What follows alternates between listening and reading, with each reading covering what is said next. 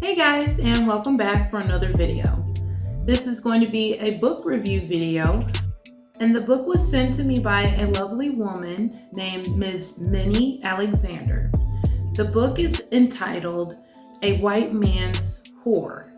Now, before you jump to conclusions, hear me out, because the book actually was very insightful, and I recommend it to just about anyone of any age group above 18, I would suggest. You don't have to be a Black woman, you don't have to be a white man to understand or read this book. It actually is just very informational because it has plenty of documented references in the book that pretty much give verification for some of the things that it talks about.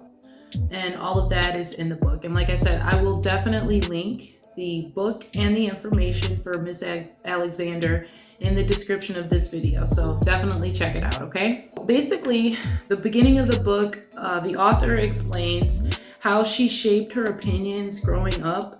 The things that she saw were Black girls wanted Black boys wanted white girls, white boys wanted white girls, and so Black girls felt unwanted.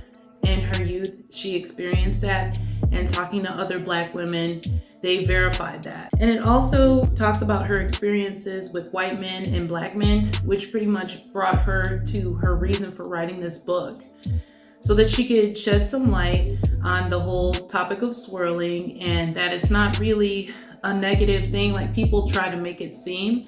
And so that more Black women can enjoy the relationships they may have with white men, and more white men can feel comfortable dating Black women. Some of the things that she learned about white men is that she felt that she was treated actually better by white men, and they were just nicer in person. Some of the worst experiences that she had, as far as, I guess, fights and arguments, they were with Black men. Growing up in California, her experience was a neighborhood of 77% white people. So if she's thrown into a situation where she's surrounded by mostly white men, then that's what she just came to be around and ended up dating. She said that she was never 100% comfortable though with white men. She always felt the need to filter her opinions in front of them in order to keep peace. Because there is a racial difference between white men and Black women, she often felt that they did not understand her point of view or the struggles of being a Black American. Overall, she felt more comfortable with Black men in that respect. She also said that white men would make her feel insecure about her hair.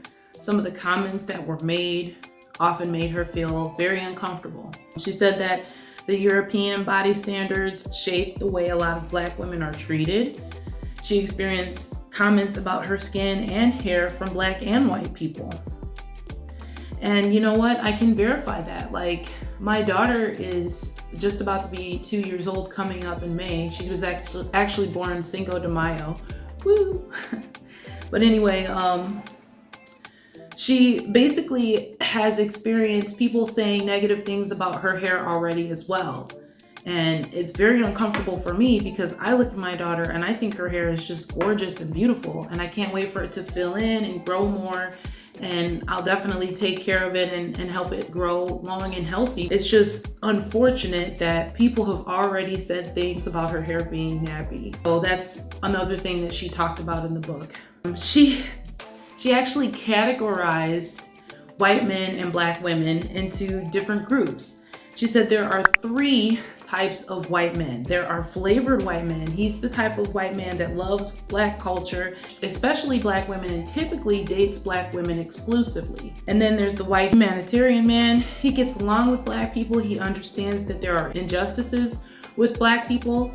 He may or may not actually be with a Black woman. And then she said there's the standard white man. So the normal white man, the one that we see the most, she said, is the type that does not date and may or may not even find Black women attractive. And they do not understand Black culture actually at all, and they're usually afraid of it.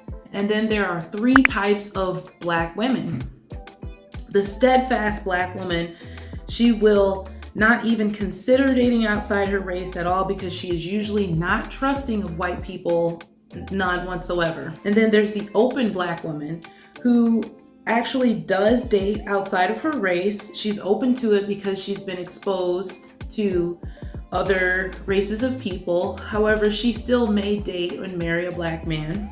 And then there's the exclusive Black woman who only dates non-Black and usually has been hurt or just doesn't trust Black men, and that's why she chooses to date outside her race. So it was pretty interesting to me as a biracial person, just understanding the other side of it, because I grew up in a household with a white mom and a Black dad. He was able to get some form of a trophy, and it's not frowned down upon by other Black men. In fact, a lot of other Black men high five a Black man for getting a non-Black woman. But she said that for a Black woman, it's usually not the case. A Black woman actually has to experience people not approving of her relationship with a white man and usually calling her things like a sellout. The author pretty much gives some advice in the book. She says, like, if Black women want to date outside their race, there are a few questions that you need to make sure you ask your mate. She suggests that you do not ask all of these questions at once,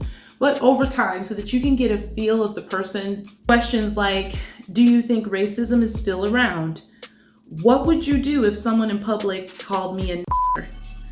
Why do you like Black women? And what do you find attractive about Black women? And these things are important, she said, because a lot of white men fetishize Black women, and so they only really want to sleep with them, but they don't actually want to have a relationship or marry them. And so she felt as though some of the white men actually did use her, not all of them, but some of them actually did kind of use her for her body and her looks. She said that you should also consider some of the following, because you need to be prepared that people will make negative comments in your family and within your friend group as well. And you have to censor a lot of your words to keep the peace. And there is definitely a double standard for Black men who date white women. These are the things that I learned from the book. You guys leave me a comment. Tell me what you think about it. Would you read something like this? And if you would, don't forget that the information will be linked in the description. Thanks again.